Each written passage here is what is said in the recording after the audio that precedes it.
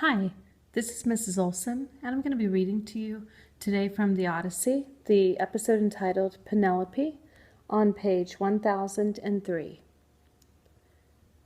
In the evening, Penelope interrogates the old beggar. Friend, let me ask you first of all, who are you? Where do you come from? Of what nation? And parents were you born? And he replied, My lady, never a man in the wide world should have a fault to find with you.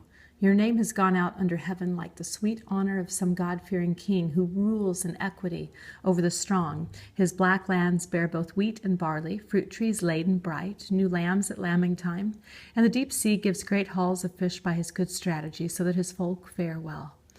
Oh, my dear lady, this being so, let it suffice to ask me of other matters, not my blood, my homeland. Do not enforce me to recall my pain.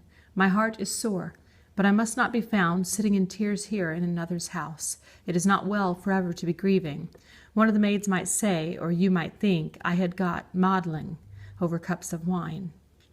And Penelope replied, Stranger, my looks, my face, my carriage were soon lost or faded when the Achaeans crossed the sea to Troy. Odysseus, my lord among the rest, if he returned, if he were here to care for me, I might be happily renowned. But grief instead heaven has sent me, years of pain. Sons of the noblest families on the islands, Dulichium, Same, wooded Zacynthus, with native Ithacans, are here to court me, against my wish, and they consume this house. Can I give proper heed to guests or suppliant or herald on the realm's affairs? How could I, wasted with longing for Odysseus, while here they press for marriage? Ruses served my turn to draw the time out. First, a close-grained web I had the happy thought to set up weaving on my big loom in the hall. I said that day, Young men, my suitors, now my lord is dead, let me finish my weaving before I marry, or else my thread will have been spun in vain. It is a shroud I weave for Lord Laertes, when cold death comes to lay him on his bier. The country wives would hold me in dishonor if he, with all his fortune, lay enshrouded. I reached their hearts that way, and they agreed. So every day I wove on the great loom, but every night, by torchlight, I unwove it. And so for 3 years I deceived the Achaeans. But when the seasons brought a 4th year on, as long months waned and the long days were spent, through impudent folly and the slinking maids, they caught me, clambered up to me at night.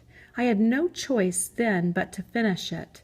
And now, as matters stand at last, I have no strength left to evade a marriage, cannot find any further way. My parents urge it upon me, and my son will not stand by while they eat up his property.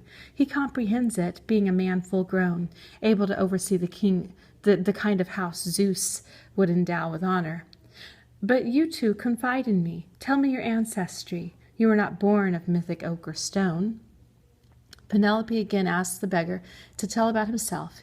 He makes up a tale in which Odysseus is mentioned and declares that Penelope's husband will soon be home.